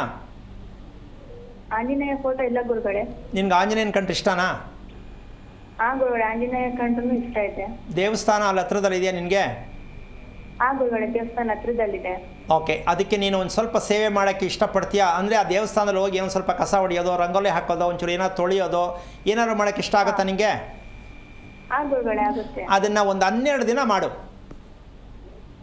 ಯಾರೋ ಏನೋ ಅನ್ಕೋತಾರೆ ಅಂತ ಬೇಜಾರು ಮಾಡ್ಕೋಬೇಡ, ನಾಚ್ಕೋಬೇಡ. ಭಗವಂತನ ಸನ್ನಿಧಿಯಲ್ಲಿ ಒಂದು ಸೇವೆ ಮಾಡು. ನಿನಗೆ ಒಂದು ದಾರಿ ಸಿಕ್ಕತ್ತೆ, ಒಂದು ಹೊಸ ವಿಚಾರ ಬರುತ್ತೆ, ಆವಾಗ ನಿನಗೆ ಅರ್ಥ ಆಗುತ್ತೆ ಆರೋಗ್ಯದಲ್ಲಿ ಎಷ್ಟು ಚೇತರಿಕೆ ಬರುತ್ತೆ. ಅಂದರೆ ಏನು ಕೇಳ್ತಾ ಇದ್ದೀನಿ ಅಂದರೆ, ನಿಂದು ಮೂಲಾ ನಕ್ಷತ್ರ ಅಂತಕ್ಕಂಥ ವಿಚಾರವನ್ನು ಕುಂಡ್ಲಿ ಮಾಡಿಸಿದ್ಯೇನಮ್ಮ ನೀನು? ಮಾಡ್ತಿದ್ದಾರೆ ಗುರುಗಳೇ. ಕುಂಡ್ಲಿಯನ್ನು ಮದುವೆಯವರೆಗೆ ಬಂದವರಿಗೆ ಹುಡುಗನ ಮನೆಗೆ ಕುಂಡಲಿ ಕೊಟ್ಟರೆ ಮದುವೆ ನಡೆಯೋದು ಕಷ್ಟ. ಕುಂಡಲಿ ಕೊಡಬಾರದು. ಸರಿ ಗುರುಗಳೇ. ಯಾಕೆ ಅಂದರೆ ಅದನ್ನು ಮುಚ್ಚಲೂಬಾರ್ದು, ಸುಳ್ಳು ಹೇಳಲೂಬಾರ್ದು, ಕುಂಡ್ಲಿ ಕೊಡಲೂಬಾರ್ದು. ಇದು ಸತ್ಯ ತಿಳ್ಕೋಬೇಕು. ಯಾಕೆಂದ್ರೆ ಇವತ್ತು ಸುಮಾರು ಜನ ಎಲ್ಲರೂ ಕೂಡ ಇದರ ಮೇಲೆ ಬಿದ್ದಿದ್ದಾರೆ. ಮೂಲ ನಕ್ಷತ್ರ ಆದರೆ ಬೇಡ, ಜ್ಯೇಷ್ಠ ನಕ್ಷತ್ರ ಆದರೆ ಬೇಡ, ಈ ರೀತಿ ಹಲವಾರು ನಕ್ಷತ್ರಗಳ ಸಮಸ್ಯೆಗಳಿದೆ. ಅದಕ್ಕೆ ನೀನು ಇದನ್ನು ಕರೆಕ್ಟಾಗಿ ಮೊದಲು ಕೆಲಸನೋ, ಮದುವೆನೋ, ನೆಮ್ಮದಿನೋ, ಆರೋಗ್ಯನೋ, ನಿಮ್ಮ ಕುಟುಂಬದ ಕತೆ ಪ್ರತಿಯೊಂದು ತಿಳ್ಕೋಬೇಕಂದ್ರೆ ಮೊದಲು ಮೂಲಾ ನಕ್ಷತ್ರಕ್ಕೆ ನಾನು ಹುಟ್ಟಿದ್ದಕ್ಕೆ ಕಾರಣ ಏನು, ಮತ್ತು ನನ್ನ ಆರೋಗ್ಯ ಎಷ್ಟು ಸಮಸ್ಯೆಯಲ್ಲಿದೆ ಅಂತ ತಿಳ್ಕೊಳ್ಳೋಕೆ ಪ್ರಯತ್ನ ಮಾಡು, ಎಲ್ಲವೂ ಅದರಲ್ಲೇ ಸಿಗುತ್ತೆ. ಒಳ್ಳೆಯದಾಗಲಿ. ಆಂಜನೇಯನ ಸೇವೆ ಮಾಡಿದ್ರೆ ನಿನಗೆ ದಾರಿ ಸಿಗುತ್ತೆ, ಇಲ್ಲ ಮಾಡೋಕ್ಕಾಗಲ್ಲ, ಪ್ರಯತ್ನ ಮಾಡು. ಇಂದ್ರಮ್ಮ ಅಂತ ಕರೆ ಮಾಡಿದ್ದಾರೆ. ನಮಸ್ಕಾರ ಇಂದ್ರಮ್ಮ ಅವ್ರಿಗೆ. ಇಂದ್ರಮ್ಮ ಅವ್ರಿಗೆ ನಮಸ್ಕಾರ. ನಾನು ಮಾತಾಡೋದು ಕೇಳಿಸ್ತಾ ಇದೆಯಾ? ಓಕೆ, ಕರೆ ಕಟ್ಟಾಗಿದೆ. ಗುರುಜಿ ಆಗಲೇ ಮನೆ ಕುರಿತಂತೆ ಸಲಹೆಯನ್ನು ಕೊಡ್ತಾ ಇದ್ರಿ. ಇಲ್ಲಿ ವಿಷಯ ಏನಂತಂದರೆ, ನಾವು ಮೊದಲು ಮನೆ ದೊಡ್ಡದು ಕಟ್ತೀವಿ ಚಿಕ್ಕದು ಕಟ್ತೀವಿ ಅಂತಕ್ಕಂಥ ವಿಚಾರ ಗೊಂದಲವಾಗಿರ್ತಕ್ಕಂಥ ವಿಷಯ ಇದು ಗೊಂದಲವಾಗಿರ್ತಕ್ಕಂಥ ವಿಷಯ. ಇಲ್ಲಿ ಇವತ್ತು ನಾವು ಕಾರ್ಯಕ್ರಮದಲ್ಲಿ ಹೇಳ್ತಾ ಇರ್ತಕ್ಕಂಥ ವಿಷಯ ಏನು ಅಂದರೆ, ನೀವು ಚಿಕ್ಕದು ಕಟ್ತಿರೋ ದೊಡ್ಡದು ಕಟ್ತಿರೋ, ಪ್ರತಿಯೊಬ್ಬರಿಗೂ ಮನೆ ಬೇಕು ಅಂತ ಎಲ್ರಿಗೂ ಆಸೆ ಇದೆ. ಹೌದು. ಮದುವೆ ಮಾಡ್ಕೋಬೇಕು ಅಂತ ಆಸೆ ಇದೆ, ಒಳ್ಳೆ ಮಕ್ಕಳು ಹುಟ್ಟಬೇಕು ಅಂತ ಆಸೆ ಇದೆ. ಇದಿಷ್ಟಕ್ಕೂ ಬೇಕಾಗಿರೋದು ನಮಗೆ ಫೌಂಡೇಶನ್ ಯಾವುದು? ಆಶೀರ್ವಾದ ಬೇಕು. ಯಾರ್ದು? ಹಿರಿಯರದು. ಇದನ್ನ ಮಾಡ್ಕೋಬೇಕು. ಯಾಕೆಂದರೆ ಮನೆ ಕಟ್ಟಿಬಿಟ್ಟು ಸಮಸ್ಯೆ ಸಿಕ್ಕಾಕೊಳ್ಳೋದು ಬೇಡ. ಕರೆಕ್ಟ್. ಮನೆ ಕಟ್ಬಿಟ್ಟು ಸಾಲಕ್ಕೆ ಸಿಕ್ಕಾಕೊಳ್ಳೋದು ಬೇಡ. ಕರೆಕ್ಟ್. ಮನೆ ಕಟ್ಬಿಟ್ಟು ಕುಟುಂಬ ನೆಮ್ಮದಿ ಹಾಳು ಮಾಡ್ಕೊಳ್ಳೋದು ಬೇಡ. ಹಾಗಾದರೆ ಮೊದಲನೇ ಕೆಲಸ ಏನು ಮಾಡಬೇಕು ಅಂದರೆ, ಪ್ರತಿಯೊಬ್ಬರಿಗೂ ಹೇಳ್ತಾ ಇರ್ತಕ್ಕಂಥದ್ದು ಆರ್ಡರ್ ಅಲ್ಲ ಮಾಡ್ತಾ ಇರೋದು ನಾನು, ನಿಮ್ಮ ಹಿರಿಯರಿಗೆ ಮಾಡಬೇಕಾದ ಕ್ರಿಯೆಗಳನ್ನು, ಶ್ರಾದ್ದ ಕ್ರಿಯೆಗಳನ್ನು ಶ್ರದ್ಧೆಯಿಂದ ಕ್ಷೇತ್ರಗಳಲ್ಲಿ ಮಾಡ್ತಕ್ಕಂತಹ ನೀವು ಅಭ್ಯಾಸವನ್ನು ಪ್ರಾರಂಭ ಮಾಡಿಕೊಳ್ಳೋದೇ ಆದರೆ ಪ್ರತಿಯೊಬ್ಬರಿಗೂ ದಾರಿ ಸಿಕ್ಕತ್ತೆ. ನೀವು ಯಾರನ್ನೂ ಕೇಳಬೇಕಾಗಿಲ್ಲ. ಹಂತವಾಗಿ ನಿಮಗೆ ಒಂದು ದಾರಿ ಸಿಗ್ತಾ ಹೋಗುತ್ತೆ. ಹಿರಿಯರ ಆಶೀರ್ವಾದದ ಮುಂದೆ ನೀವು ಯಾವುದೇ ದೇವ್ರ ಪೂಜೆ ಮಾಡಿ, ವ್ರತ ಮಾಡಿ, ಪೂಜೆ ಮಾಡಿ, ಹೋಮ ಮಾಡಿಸಿ ವರ್ಕ್ ಆಗಲ್ಲ. ಅದಕ್ಕೋಸ್ಕರವಾಗಿ ಮೊದಲು ಜನ್ಮ ಕೊಟ್ಟವರ ಋಣವನ್ನು ತೀರಿಸಬೇಕು ಅಂತ ಪ್ರತಿಯೊಬ್ಬರಿಗೂ ಈ ಮೂಲಕವಾಗಿ ಹೇಳ್ತಕ್ಕಂಥ ವಿಚಾರ. ಅರ್ಥ ಆಯ್ತಮ್ಮ? ಈಗ ನಾವು ಮೊದಲು ಮಾಡಬೇಕಾದ ಕೆಲಸ ಏನು? ಹಿರಿಯರ ಆಶೀರ್ವಾದ ಮಾಡಬೇಕು. ಇದೊಂದು ಭಾಗ ಹೇಳ್ತೀನಿ. ಇನ್ನೊಂದಿದೆ. ಇದು ಏನು ಅಂದ್ರೆ, ಒಂದು ಮದುವೆ ಮಾಡಬೇಕಂತ ಹೊರಡ್ತಾರೆ, ಹೆಣ್ಣಿಗಾಗಲಿ ಗಂಡಿಗಾಗಲಿ. ಆ ಶುಭ ಮಾಡೋಕ್ಕೆ ಮುಂಚೆ ಅಶುಭ ಕಾರ್ಯ ಮುಗಿಸಿ ಶುಭ ಶುರು ಮಾಡಬೇಕು ಅಂತ ಯಾರಿಗಾರು ಗೊತ್ತಿದೆಯಾ? ಸ್ವಲ್ಪ ಯೋಚನೆ ಮಾಡಬೇಕು. ಖಂಡಿತ ಮಾಡಲ್ಲ. ಮಾಡಾದ್ಮೇಲೆ ಸಮಸ್ಯೆ ಶುರುವಾಗುತ್ತೆ. ಅಯ್ಯಯ್ಯೋ ಮದುವೆ ಏನೋ ಅಂದ್ಕೊಂಡು ಮಾಡಿದೆ, ಯಾಕೆ ಹಿಂಗಾಯಿತು? ಆಮೇಲೆ ಹೋಗಿ ಶಾಸ್ತ್ರ ಕೇಳ್ತಾರೆ. ಯಾಕೋ ಹೆಣ್ಣು ಗಂಡು ಸಮಸ್ಯೆ ಆಯಿತು ಅಥವಾ ನಮ್ಮಲ್ಲಿ ಏನೋ ಸಮಸ್ಯೆ ಆಯಿತು ಅಂತ ಶಾಸ್ತ್ರ ಕೇಳ್ತಾರೆ. ಅವ್ರು ಹೇಳ್ತಾರೆ, ನೀವು ಹಿರಿಯರ ಕಾರ್ಯ ಮಾಡಬೇಕಿತ್ತು ಅಂತ ಅವಾಗ ಹೇಳ್ತಾರೆ, ನೆನಪು ಮಾಡ್ತಾರೆ. ಆವಾಗ ಇವರು ವರ್ಷ ತುಂಬೊಳಗಡೆ ಮಾಡಂಗಿಲ್ಲ ಅಂತ ಅದು ಬೇರೆ ಬ್ರೇಕ್ ಆಗುತ್ತಲ್ಲಿ. ಸೊ ಇನ್ನು ಈ ವರ್ಷ ತುಂಬೊಳಗಡೆ ಅದು ಮರೆತು ಹೋಗುತ್ತೆ, ಮತ್ತೆ ಸಮಸ್ಯೆ ಮೇಲೆ ಸಮಸ್ಯೆ ಬರ್ತಾ ಹೋಗುತ್ತೆ. ಕುಟುಂಬನೂ ಚೆನ್ನಾಗಿರಲ್ಲ, ಮದುವೆ ಮಾಡಿದ್ರು ಚೆನ್ನಾಗಿರಲ್ಲ. ಆ ಕಾರಣದಿಂದಾಗಿ ಇಲ್ಲಿ ಒಂದು ಬ್ರೇಕಿಂಗ್ ಇದೆ ವಿಚಾರ. ಏನು ಅಂದರೆ, ಇದೆಲ್ಲ ನಮಗಲ್ಲ, ಬ್ರಾಹ್ಮಣರಿಗೆ. ಆಮೇಲೆ ನಾವು ಉತ್ತರ ಕರ್ನಾಟಕದವರು, ನಮಗಿದೆಲ್ಲ ಗೊತ್ತಿಲ್ಲ. ಇದು ಬೇರೆ ಇಲ್ಲಿದೆ, ನಮ್ಮ ಕಡೆ ಇದೆಲ್ಲ ಅಭ್ಯಾಸ ಇಲ್ಲ. ಈ ಥರ ನಮ್ಮ ಕಡೆ ಇಲ್ಲ ಅಂತಕ್ಕಂಥ ದುರಂತಗಳೇ ನಮ್ಮಲ್ಲಿ ಜಾಸ್ತಿ. ಆಮೇಲೆ ನಾವು ಲಿಂಗಾಯಿತರು, ನಾವು ಜಂಗಮರು, ನಮಗಿದೆಲ್ಲ ಜೈನ್ಸು. ನಾವು ಈ ಥರದಲ್ಲಿ ಹೇಳಿಕೊಂಡು ನಮ್ಗೆ ಅದೆಲ್ಲ ಇಲ್ಲ, ನಮ್ಗೆ ಅದೆಲ್ಲ ಇಲ್ಲ ಅಂತ ಹೇಳಿ ಸೂರ್ಯನ ಬೆಳಕು ಎಲ್ರಿಗೂ ಬೀಳ್ತಾ ಇದೆ ಅಂತ ಪ್ರಜ್ಞೆ ಬೇಕಲ್ಲಮ್ಮ. ಜಾತಿ ನೋಡಿ ಬೆಳಕು ಕೊಡ್ತಾ ಇದೆ ಸೂರ್ಯ, ಇಲ್ಲ ಅಲ್ಲ? ನಿಜ ನಿಜ ಅಲ್ವಾ? ನಾವು ಯಾವಾಗ ತಿಳ್ಕೊಳ್ಳೋದು ಇದನ್ನ? ನಿಮ್ಮ ಶಕ್ತಾನುಸಾರ, ನಿಮ್ಮ ಧರ್ಮಕ್ಕನುಸಾರವಾಗಿ ಏನು ಮಾಡಬೇಕು ಅದು ಮಾಡಿ. ಎಲ್ಲ ಒಂದೇ ರೀತಿ ಮಾಡಬೇಕು, ನಾವು ಹೇಳ್ದಂಗೆ ಮಾಡಬೇಕು ಅಂತಲ್ಲ. ಇಲ್ಲಿ ನಾವು ತಿಳ್ಕೊಳ್ಬೇಕಾದಂಥ ಈ ದಿನದ ಒಂದು ಸಂದೇಶ ಏನು ಅಂದರೆ, ಪ್ರತಿಯೊಬ್ಬರಿಗೂ ಮದುವೆಗಳು ತಡ ಅಂತ ಸಿಕ್ಕಾಬಿಟ್ಟೆ ಜನಗಳು ಪ್ರಾಬ್ಲಮಲ್ಲಿದ್ದಾರೆ. 35, 36 ಆದರೂ ಮದುವೆ ಆಗ್ತಾ ಇಲ್ಲ. ಇದಕ್ಕೆ ಕಾರಣ ಏನೋ ಒಂದು ಪೂಜೆ ಮಾಡಿಬಿಟ್ರೆ ಒಳ್ಳೇದಾಗತ್ತೆ, ಎಲ್ಗೋ ಮಾದೇಶ್ವರ ಮಟ್ಟಕ್ಕೆ ಹೋಗ್ಬಿಟ್ರೆ ಒಳ್ಳೇದಾಗ್ಬಿಡತ್ತೆ. ಅಮ್ಮ, ಯಾವ ಮಟ್ಟಕ್ಕೆ ಹೋಗ್ತಾ ಇದೆ ಪ್ರಪಂಚ ಅಂದರೆ, ಹೆಣ್ಣು ಮಕ್ಕಳು ಸಿಕ್ಕದೆ ಎಷ್ಟೋ ಗಂಡು ಮಕ್ಕಳು ಆತ್ಮಹತ್ಯೆ ಮಾಡ್ಕೊಳ್ಳೋ ಮಟ್ಟಕ್ಕೆ ಹೋಗ್ತಾ ಇದ್ದಾರೆ. ಯಾಕೆ ಅಂದರೆ ಎಲ್ಲ ಅಫಿಷಿಯಲ್ ಬೇಕು ಅಂತಾರೆ. ಕೆಲಸ ಮಾಡೋರೆಲ್ಲ ಎಲ್ಲಿಗೆ ಹೋಗಬೇಕು? ವೃತ್ತಿ ಮಾಡೋರು ಯಾರು ಮದುವೆ ಆಗಲ್ಲ ಅಂತಾರೆ. ಯಾಕೆಂದ್ರೆ ಹೆಣ್ಮಕ್ಳು ಓದಿರ್ತಾರೆ. ಓದಿರೋರು ಇಂಥ ಸೈಡ್ಗೆಲ್ಲ ಹೋಗಲ್ಲ. ಇವ್ರ ಮದುವೆ ಸೆಟ್ ಆಗಲ್ಲ. ಇವ್ರು ಪೂಜೆ ಮಾಡಿಸಿ ಮುದುಕರೇ ಆಗ್ಬಿಡ್ತಾರೆ. ಏನು ಮಾಡೋದು ಇವಾಗ? ಇದಕ್ಕೆ ಸಮಸ್ಯೆ ಏನಂದರೆ, ಒಂದು ಹೆಣ್ಣಿಗೆ ಒಂದು ಗಂಡು, ಒಂದು ಗಂಡಿಗೆ ಒಂದು ಹೆಣ್ಣು ಭಗವಂತ ಯಾವ ಕಾರಣಕ್ಕೂ ಕಡಿಮೆ ಮಾಡದೆ ಕಳಿಸಿರ್ತಾರೆ. ಆದರೆ ನಮ್ಮ ಕರ್ತವ್ಯ ಏನಾಗಬೇಕು ಅಂದರೆ, ನಾವು ಮೊದಲು ಮಾಡಬೇಕಾಗಿದ್ದು ಹಿರಿಯರಿಗೆ ಮಾಡ್ತಾ ಇರ್ತಕ್ಕಂಥದ್ದು ಸರಿಗಿದೆಯಾ, ನಂಬರ್ 1. ಸರಿಯಾಗಿಲ್ಲ ಅಂದರೆ ಸರಿಯಾಗಿ ಮಾಡೋದು ಹೇಗೆ ಅಂತ ತಿಳ್ಕೊಳ್ಳಿ. ಎಲ್ಲಿ ಮಾಡೋದು, ಹೇಗೆ ಮಾಡೋದು ಅಂತ ತಿಳ್ಕೊಳ್ಳಿ. ಇದನ್ನು ಮಾಡೋದಕ್ಕೆ ಪ್ರಯತ್ನ ಮಾಡಿದ್ರೆ ನಿಮ್ಮ ಕುಟುಂಬದ್ದು, ವಂಶದ್ದು ಅಕೌಂಟ್ ಓಪನ್ ಆಗುತ್ತೆ. ಆಗ ನೀವು ಮನೆ ಕಟ್ಟಬೇಕಾದ್ರೆ ಏನು ಕಟ್ಟಬೇಕು ಅಂತ ಯಾರನ್ನೂ ಕೇಳಬೇಕಾಗಿಲ್ಲ. ನಿಮ್ಮ ಮನಸ್ಸಲ್ಲೇ ಬರುತ್ತೆ ಇದು ಮಾಡು ಅಂತ. ಇದಮ್ಮ ಹಿರಿಯರಿಗೆ ಇರ್ತಕ್ಕಂತಹ ಒಂದು ಶಕ್ತಿ ಎಷ್ಟೊಂದಿದೆ ಅಂದರೆ, ಮಾಡಿದಾಗ ಮಾತ್ರ ಇದು ಸತ್ಯ ಅರ್ಥ ಆಗೋದು. ಖಂಡಿತ ಖಂಡಿತ. ಆಮೇಲೆ ಭಗವಂತನ ಹತ್ರ ಹೋಗಬೇಕು. ಎಷ್ಟೋ ಜನ ದೇವಸ್ಥಾನಕ್ಕೆ ಹೋಗಿ ಆಕ್ಸಿಡೆಂಟ್ ಆಗುತ್ತೆ ಅನ್ನೋದು ಕಾರಣ ಇದೇನೆ. ದೇವ್ರಿಗೋಗಿ ಆಕ್ಸಿಡೆಂಟ್ ಆಯಿತು ಅಂತಾರೆ, ಅಲ್ಲಿಂದ ಬಾಡಿ ಮನೆಗೆ ಬರುತ್ತೆ. ಎಂಥ ದುರಂತ ಅಲ್ವಾ ಇದು? ಇವೆಲ್ಲವೂ ಕೂಡ ನಾವು ತಿಳ್ಕೋಬೇಕು. ಯಾವ ಕಾರಣಕ್ಕೂ ಮನೆಯಿಂದ ಹೊರಗೆ ಹೋದರು ಮತ್ತೆ ವಾಪಸ್ ಬರಲಿಲ್ಲ ಅಂತ ಎಷ್ಟೋ ಜನ. ಇವತ್ತೊಬ್ಬರು ಕರೆ ಮಾಡಿದ್ರು, 17 ವರ್ಷ ಆಯ್ತಂದ್ರೆ ಗಂಡ ಹೊರಗೋಗಿ ಇನ್ನೂ ಎಲ್ಲವರೇನು ಗೊತ್ತಿರುವಂತೆ, 17 ವರ್ಷ. ಅಂದರೆ ಈ ರೀತಿಯಾಗಿ ಮನೆ ಬಿಟ್ಟು ಹೋಗ್ತಕ್ಕಂಥದ್ದು, ದುರಂತಗಳು ನಡೀತಕ್ಕಂಥದ್ದು ಎಲ್ಲ ಮನೆಯಿಂದನೇ ಅಂತಕ್ಕಂಥ ವಿಚಾರ ಪ್ರತಿದಿನ ಹೇಳ್ತಾ ಹೋಗ್ತಾ ಇದ್ದೀನಿ. ಈ ಮನೆ ಅಂತಕ್ಕಂಥದ್ದು ಅಷ್ಟು ಸುಲಭ ಅಲ್ಲ. ಭಗವಂತನ ಸನ್ನಿಧಿ ಅನ್ಕೋಬೇಕೆ ಹೊರತು ನನಗೋಸ್ಕರ ಮನೆ ಕಟ್ತಾ ಇದ್ದೀನಿ ಅಂತ ದಯವಿಟ್ಟು ಯಾರ ಬಾಯಲ್ಲೂ ಬರಬಾರ್ದು. ಭಗವಂತನನ್ನ ಮನೇಲಿ ಇಟ್ಕೋತೀನಿ ನಾನು, ಭಗವಂತ ನಮ್ಮ ಮನೇಲಿ ಇರಬೇಕು ಅಂತ ಮನೆಯನ್ನು ಕಟ್ಟಬೇಕು ಅಂತ ನೀವು ದೇವ್ರಿಗೋಸ್ಕರವಾಗಿ ಮನೆ ಕಟ್ತಾ ಇದ್ದೀನಿ ಅಂತ ಒಂದು ಭಕ್ತಿಪೂರ್ವಕವಾಗಿ ನೀವು ತಿಳ್ಕೊಳ್ಳಿ, ಸಂಕಲ್ಪ ಮಾಡಿ. ಅದಕ್ಕಿಂತ ಮುಂಚೆ ಹಿರಿಯರ ಆಶೀರ್ವಾದ ಪಡ್ಕೊಳ್ಳೋವರೆಗೂ ಎಲ್ಲೂ ಏನು ಕೇಳಬೇಡಿ, ತಲೆ ಕೆಡಿಸ್ಕೋಬೇಡಿ. ನಾನು ಸಿಕ್ಕಲ್ಲ, ಕರೆನೂ ಸಿಕ್ಕಲ್ಲ, ಬೇಜಾರು ಮಾಡ್ಕೋಬೇಡಿ. ಯಾಕೆ ಅಂತಂದರೆ ಇಷ್ಟೊಂದು ಕರೆ ಮಾಡಿದೆ, ನಮ್ಮ ಕರೆ ಸಿಗ್ತಲ್ವ, ಯಾರ್ಯಾರ ಹತ್ರ ಮಾತಾಡ್ತೀರ ಅಂತ ಎಷ್ಟೋ ಸಲ ಅನ್ಕೋತೀರ. ಯಾಕೆ ಅಂದರೆ ದೇವಸ್ಥಾನಕ್ಕೆ ಹೋದ್ರೂ ಬಾಲ್ ಹಾಕ್ಬಿಟ್ಟಿರ್ತಾರೆ. ಕಾರಣ ಹಿರಿಯರ ಆಶೀರ್ವಾದನೇ ಮುಖ್ಯ. ಇದು ತಿಳ್ಕೊಳ್ಳೋ ಪ್ರಯತ್ನ ಮಾಡಿ ಅಂತ ಹೇಳ್ತಾ ಕಾರ್ಯಕ್ರಮ ಮುಗಿಸ್ತಾ ಇದ್ದೀನಿ. ಜೈ ಶ್ರೀರಾಮ್. ನೋಡೋದಲ್ಲ ವೀಕ್ಷಕರೇ, ಮನುಷ್ಯನ ಜೀವನದಲ್ಲಿ ಯಾವುದೇ ಶುಭ ಕಾರ್ಯ ಇರ್ಬೋದು, ಅದೊಂದು ಹೊಸ ಹೆಜ್ಜೆ ಇರ್ಬೋದು, ಅಲ್ಲಿ ಹಿರಿಯರ ಪಾತ್ರ ಅನ್ನೋದು ಎಷ್ಟರ ಮಟ್ಟಿಗಿರುತ್ತೆ ಅಂತ, ಅವರ ಆಶೀರ್ವಾದವೇ ಮುಂದಿನ ಭವಿಷ್ಯಕ್ಕೆ ಕಾರಣ ಅಂತ ಹೇಳ್ತಾ ಇವತ್ತಿನ ಕಾರ್ಯಕ್ರಮವನ್ನು ಮುಗಿಸೋಣ. ನೋಡ್ತಾ ಇರಿ ಜಿ ಕನ್ನಡ ನ್ಯೂಸ್, ಸತ್ಯವೇ ಸುದ್ದಿಯ ಜೀವಾಳ. ಹೆಚ್ಚಿನ ಮಾಹಿತಿಗಾಗಿ ಸಂಪರ್ಕಿಸಿ ಶ್ರೀಮಾನ್ ಶ್ರೀ ಪುರುಷೋತ್ತಮ್ ದೇಶಿಕ್ ಗುರೂಜಿ, ಶ್ರೀ ಧರ್ಮ ಮಾರ್ಗ ಕಚೇರಿ, ಸಂಖ್ಯೆ 532, ಮಲಥಳಿ ಮುಖ್ಯ ರಸ್ತೆ, ಬೆಂಗಳೂರು 560056. ಸಂಪರ್ಕಿಸಿ 9108258834, 8618915231, 9019493967.